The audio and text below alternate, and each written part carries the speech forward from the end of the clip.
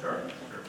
Well, good afternoon. It's actually nice to be here. I see people like Mike and Barry, who actually I've worked with before as public defenders, and I'll make it real easy, at least with respect to the Broward Sheriff's Office. And I invite you to actually move to Broward because we'll have problems here. That we believe you have a right to film. We even have training materials for our officers instructing them that people have a right to film them so long as you don't obstruct sidewalks and things like that. That we don't have a problem with it, but to give you an idea of what I'm saying, that we have a different perspective. First of all, this sheriff, Scott Israel, I want to point out, came and spoke to the ACLU, spoke to you all a few months back. Very few sheriffs do that. This sheriff actually believes in this concept, and I think the sign that he brought me in is a sign of his commitment to it, because on top of what Mickey read to you, I'm also an ACLU member since 1988. I might be one of the few in the country who's probably both a member of the ACLU and the Association of Police Legal Advice. On top of that, by the way, I'd also add I was the pro bono lead counsel for the Occupy for Lauderdale group. So I am certain I'm one of the few Occupy lawyers who is now a police legal advisor. In fact, the bunch of the other guys on command staff who serve with me like to joke from time to time. So does this one bother you as a civil libertarian? So we're changing the culture. We're winning them over at least. So we are making progress. But on this issue of photography, we frankly don't have a problem with it. The case law of Smith, which is in the 11th, Glick and other cases that we look at, and the advice we've given our guys is that you do have a right to film. Not only that, we've told them, why don't you just presume, even though it's not the case, that there's a camera on you from when you start your shift till you end your shift. You'll do a better job. And since I see the cop block and other shirts and stuff today here, if you guys have information about bad guys who work for us, come and tell us. Report it to IA. We take it seriously. We let one of our deputies go this last week just for irresponsibility. So we do take things seriously, at least with the Broward Sheriff's Office. So glad you invited me, and I'm happy to present what will be a Broward police perspective, probably not a normal police perspective, but I do want to thank you for inviting me today.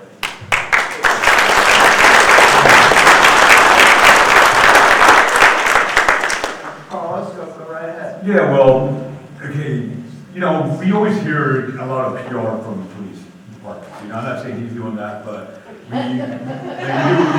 I mean, they always put their best people out there and say, yeah, we do it all by the book and all that. But a lot of times the problem is you go out on the streets, it's a completely different story. And for example, the Broward SO, the sheriff's office, they were accused in the newspaper, the Sun Sentinel, of they did this raid of a party, or a fraternity party, and one of the guys they arrested, well, he was quoted in the Sun Sentinel as saying, well, yeah, they arrested me. I was video recording when I left jail. I think he was arrested for resisting arrest, which in Florida is a common charge if you haven't done anything illegal, but they still want to arrest you for something. Resisting arrest without violence. And I've been nailed to that for 3 times, and I've been acquitted of that for 3 times. So this guy, I reached out to him personally to talk to him, and he didn't get back to me. But he was quoted in the Sun Sentinel. And our public records group, Jeff and Thomas, we requested the public records, and you guys did great, actually. We got the records in 24 hours or less of all what the sheriff's version of what took place that night. And of course, there was no mention of this student who was video recording. He was arrested, according to the police report, for mouthing off and for refusing to leave when they told him to leave. And that's great. But I was a police reporter for newspapers before I started my blog. I was a police reporter in the Arizona Republic. I was a police reporter in the San Bernardino Sun. I covered the police beat in New Mexico.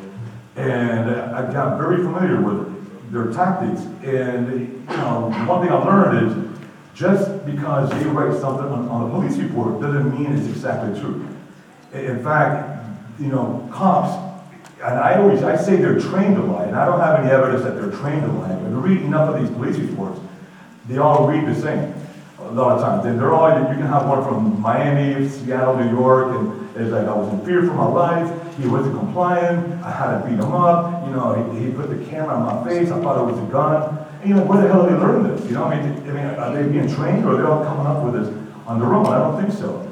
So, and the problem I see is they don't want people recording them because that makes it very difficult for them to stretch the truth in their police reports.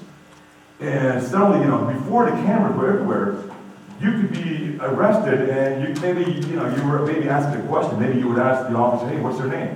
They don't like that. They don't like to be asked their names.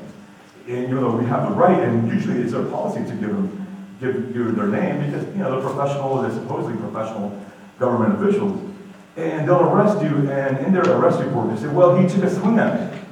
And then you go up to the court, and the judge and jury will believe the cop. Oh, he took a swing at me. And you're there, well, no, that's not true. But, they have, in the eyes of the legal system, they have more credibility than anybody else. They introduce a camera, and they say, well, here, look at this video. And I think the video shows, no, he wasn't resisting. He wasn't taking a swing. Well, case dismissed. And that's the problem. That's why these cops, the cops who have nothing to hide, they'll tell you, and I've been told this many times, hey, I don't mind you recording. They stand on the sidewalk, record all you want, please don't interfere. And I don't. I don't want to get too close anyway, because if you're shooting video, you don't want to get too close. You want to capture what's really happening. But you have enough cops who would tell you, they'll come up to you and they say, turn that off.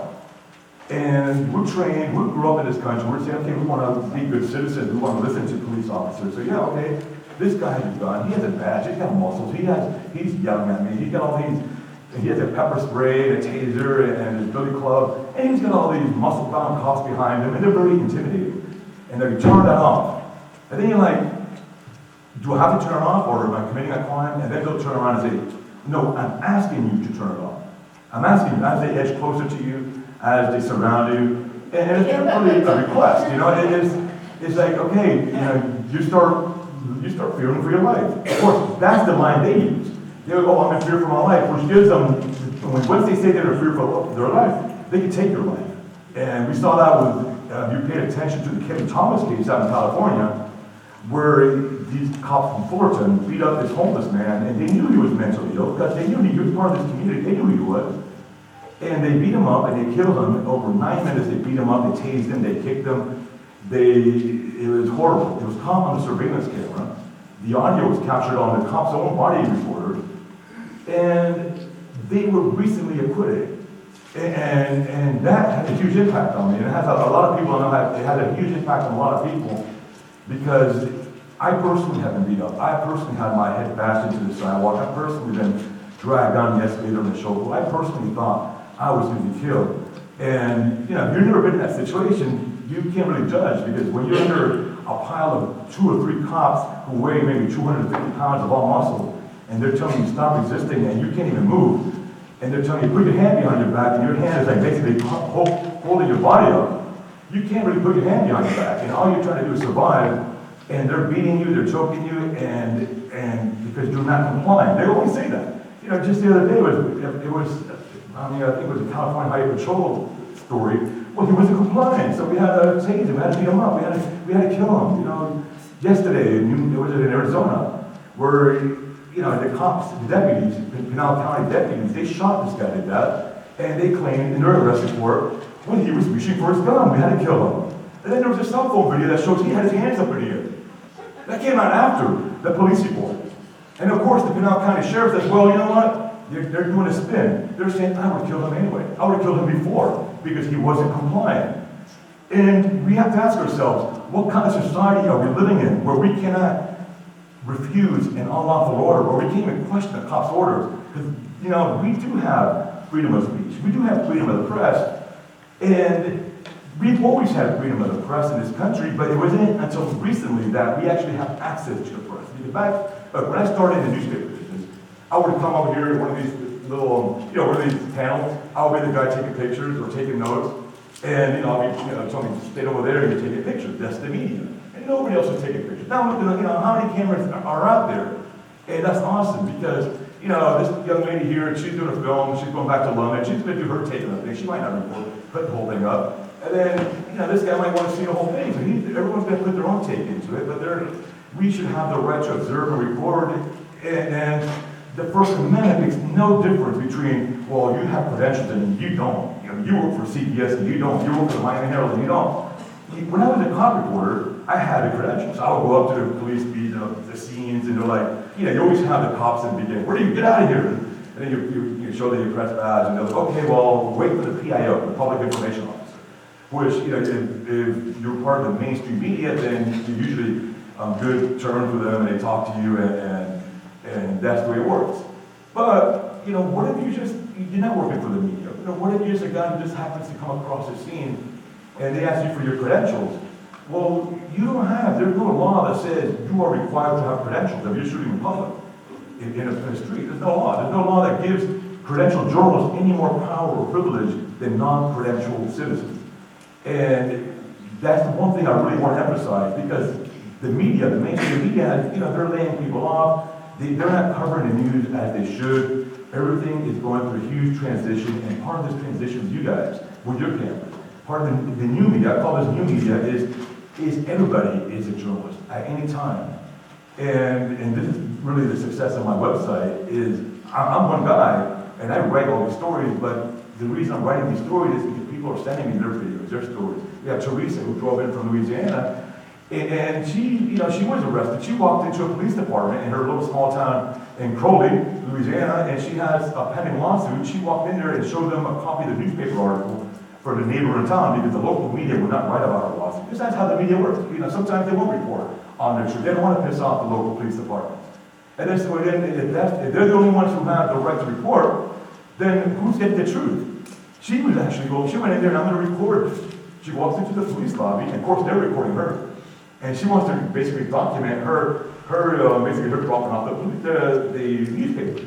They walked in there and they said, "You have to leave." She said, "I want to drop this off." "You have to leave." She said, "I have the right to be here. You're disturbing, you're disrupting or disturbing, and she wasn't, they're the ones who created the disturbance. She was just being professional. She has the right. And we can't forget that these cops are government officials. We can't forget, and I know they hate to hear this, that they work for us. We can't forget that, you know, and we don't work for them, they work for us. And we should demand professional accountability. We should demand that, you know, respect. And I think we should respect them as professionals, but we can't. When they say you have to leave here, and well, tell me what law. I mean, I think you asked what law. And you know what? She was arrested. And of course, the media, of course, the local newspaper did report on that arrest.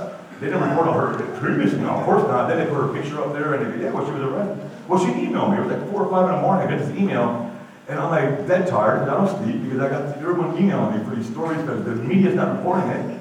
And I said, well, you know, let me put this up there.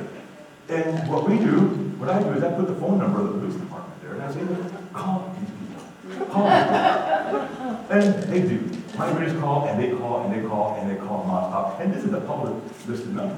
Yeah, these are public officials. You know, we have the right to petition the government for grievances. So, you know, that's part of the First Amendment too. Let's not forget that.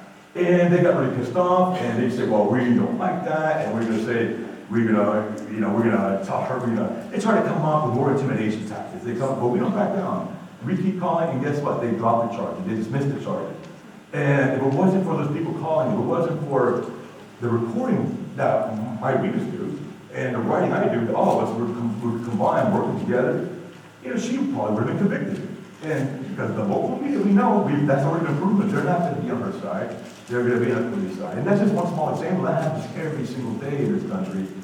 And that's a big issue. So I really want to emphasize, be your own media. Don't forget that. Don't forget that these guys are the credentials in Miami, they don't have any more rights than you do. And it was pretty funny because when I came back to Miami from Arizona, I was suddenly a freelance journalist. I didn't have the press pass. And I was after in 2007 on Biscayne Boulevard taking pictures of working for a local website. But I didn't have the credentials. It was just a brand new website. And I was taking pictures and they're like, you gotta leave. I said, well, I want to stay. I want to take pictures. No, you have to leave. I have the right to be here. They said, this is a private matter. This is a public road. Well, we're doing our job. Well, so am I. I was arrested. They pounced on me, bothered them. They pounded my head into the pavement. They broke my lens. They broke my glass. They threw me in jail for 16 hours, 9 misdemeanors. The last photo I took showed the cops coming toward me, surrounding me. It showed Biscayne Boulevard behind them. If you're familiar with Biscayne Boulevard, that's a very busy street. They claimed in their police report that I was standing in the middle of Biscayne Boulevard blocking traffic. He was standing in the middle of Biscayne, and we were just told him to leave, but he was such a distraction, he was blocking traffic. You have to be an idiot to do that, number one. And number two, that wasn't what happened, and the pictures showed that. But of course, in Miami, state attorney doesn't really care. And so they're like, well, we'll prosecute this anyway. He started a blog, look out, he put a picture up there. Now he thinks that we're gonna back down. Well, they didn't back down, and neither did I. And this is where we're at. And the more they try to come after me, I've been arrested 3 times, I've beaten all my cases, I've been threatened with arrest, I've been threatened to get thrown in prison by the Boston Police Department for witness intimidation, for putting a publicly listed number of a PIO, a public information officer. And they came after me and said, yeah, we're gonna put you in prison for 10 years. You know, you're intimidating a witness.